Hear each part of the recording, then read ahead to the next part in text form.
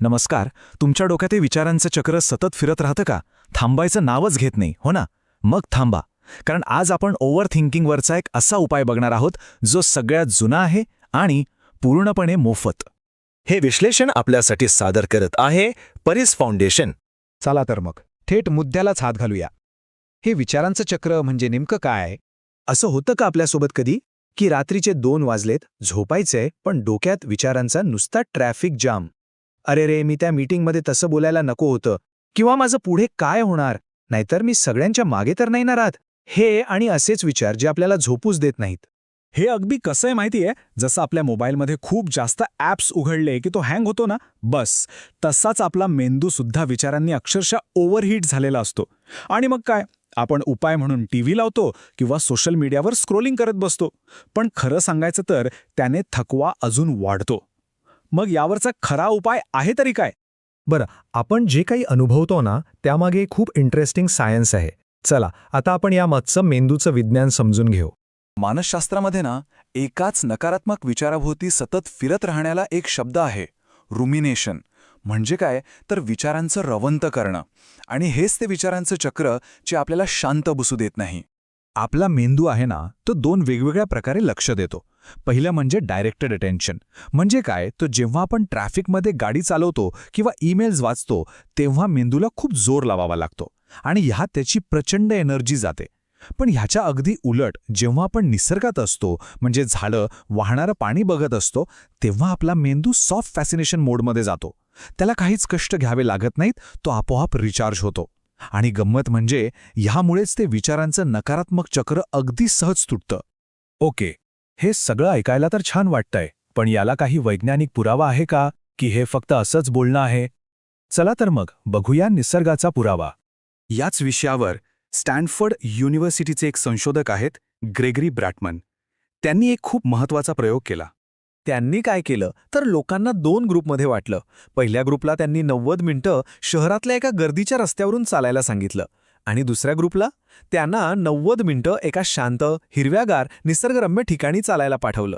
आणि जे रिझल्ट्स आले ना, ते खरंच थक्क करणारे होते. ज्या लोकांनी निसर्गात वॉक केला होता त्यांच्या ब्रेन स्कॅनमध्ये गोष्ट दिसली. त्यांच्या मेंदूतला सबजेन्युअल प्रीफ्रंटल कॉर्टेक्स म्हणजे SGPFC नावाचा जो भाग आहे, तिथली ॲक्टिव्हिटी कमी झाली होती. आता सोप्या भाषेत सांगायचं तर हाच तो भाग आहे जो आपल्या ओव्हर थिंकिंग आणि डिप्रेशनशी जोडलेला आहे. म्हणजे निसर्गाने जणू काही ती निगेटिव्ह विचारांची स्विचच बंद केली होती. आणि हे ज्ञान काही आपल्यासाठी नवीन नाहीये, नाही का? आपल्या भारतीय संस्कृतीत तर वनांना, अरण्यांना नेहमीच मनःशांतीचं केंद्र मानलंय. आपले पूर्वज किती हुशार होते बघा.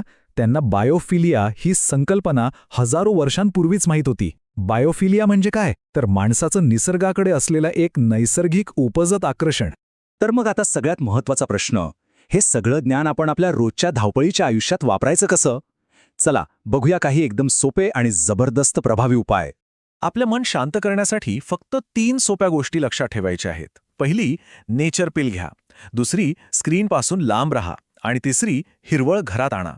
चला आता या प्रत्येक टिपबद्दल थोडं सविस्तर बोलूया. पहिली टीप आहे, रोज फक्त 20 मिनिटांची नेचर पिल घेणं. म्हणजे काय, तर तुमच्या घराच्या जवळ एखादी बाग असेल किंवा जिथे शांतता आणि झाडं आहेत तिथे फक्त 20 मिनिटं जाऊन बसा किंवा चाला. सायन्स असं सांगतं की एवढंसं केल्याने सुद्धा आपल्या शरीरातला कॉर्टिसॉल नावाचा स्ट्रेस हॉर्मोन झपाट्याने कमी होतो. आता दुसरी आणि खरं तर सगळ्यात महत्त्वाची टीप, निसर्गात गेल्यावर आपल्या मोबाईलला नो एंट्री. कारण विचार करा, जर तुम्ही बागेत जाऊन सुद्धा फोनवर स्क्रोल करत बसलात तर त्याचा काय उपयोग? काहीच नाही. निसर्गाचे जे खरे आवाज आहेत ना, पक्ष्यांचा किलबिलाट, वाऱ्याची झुळूक, तेच आपल्या मेंदूला शांत करतात. त्यामुळे प्लीज फोन खिशातच ठेवा. आणि तिसरी टीप, त्यांच्यासाठी ज्यांना रोज बाहेर जाणं शक्यच नाही, अरे हरकत नाही, मग निसर्गालाच घरात आणा ना. आपल्या ऑफिसच्या डेस्कवर किंवा घरात एखादं छोटंसं रोप ठेवा. तुम्हाला आश्चर्य वाटेल, पण एका अभ्यासात असं दिसलंय की फक्त 40 सेकंद जरी तुम्ही हिरव्या रंगाकडे पाहिलं तरी तुमची एकाग्रता परत येऊ शकते. आहे की नाही कमाल?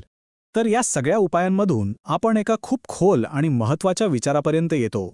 बघा, आपण माणसं सिमेंटच्या जंगलात राहतोय, खूप प्रगती केलीय, पण आपलं जे मूळ डिझाईन आहे ना, ते निसर्गात राहण्यासाठीच बनलेलं आहे. म्हणूनच जेव्हा आपण निसर्गात जातो तेव्हा आपण फक्त कुठल्या तरी पार्कमध्ये किंवा बागेत जात नाही, तर आपण खऱ्या अर्थाने आपल्या घरी परतत असतो.